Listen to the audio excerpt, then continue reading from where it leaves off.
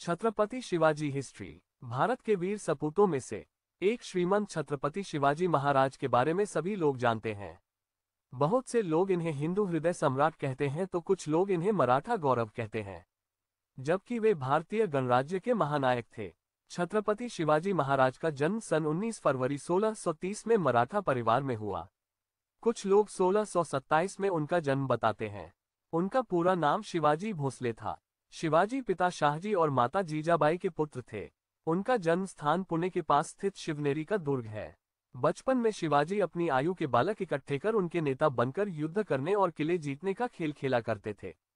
युवावस्था में आते ही उनका खेल वास्तविक कर्म शत्रु बनकर शत्रुओं पर आक्रमण कर उनके किले आदि भी जीतने लगे। जैसे ही शिवाजी ने पुरंदर और तोरण जैसे किलों पर अपना अधिकार जमाया, वैसे ही उनके नाम और कर्म की सारे दक्षिण में धूम मच गई। छत्रपति शिवाजी महाराज का विवाह सन 14 मई 1640 में सईबाई निंबालकर के साथ लाल महल पुणे में हुआ था।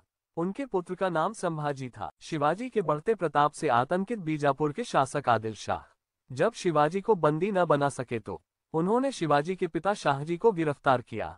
पता चलने पर शिवाजी आग बबूला हो गए। उन्होंने नीति और साहस का सहारा लेकर छापामारी कर जल्द ही अपने पिता को इस कैद से आजाद कराया। तब बीजापुर के शासक ने शिवाजी को जीवित अथवा मुर्दा पकड़ लाने का आदेश देकर अपने मक्कार सेनापति अफजल खां को भेजा। उसने भाईचारे व सुलह का झूठा नाटक रचकर शिवाजी को अपनी बाहों के घेरे में लेकर मारना चाहा, पर समझदार शिवाजी के हाथ में छिपे बाघनखे का शिकार होकर वह स्वयं मारा गया। इससे उसकी सेनाएं अपने सेनापति को मरा पाकर वहां से दुम दबाकर भाग गईं।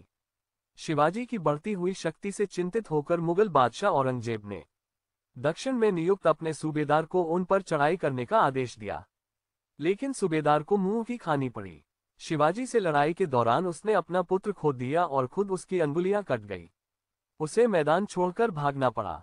इस घटना के बाद औरंगजेब ने अपने सबसे प्रभावशाली सेनापति मिर्जा राजा जयसिंह के नेतृत्व में लगभग 1 लाख सैनिकों की फौज भेजी।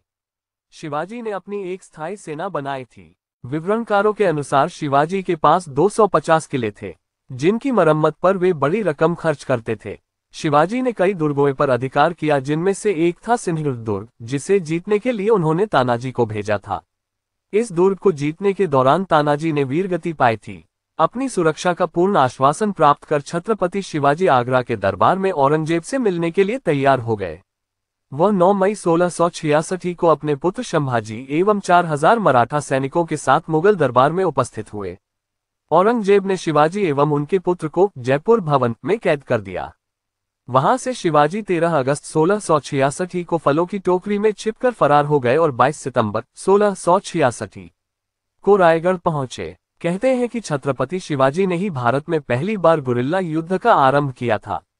उनकी इस युद्ध नीति से प्रेरित होकर ही वियतनामियों ने अमेरिका से जंगल जीत ली थी। छत्रपति शिवाजी महाराज अपने गुरु से प्रेरणा लेकर ही कोई कार्य करते थे।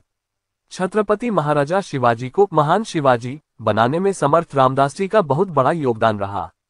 छत्रपति शिवाजी महाराज की कुलदेवी मां तुलजा भवानी है। शिवाजी महान उन्हीं की उपासना करते रहते थे।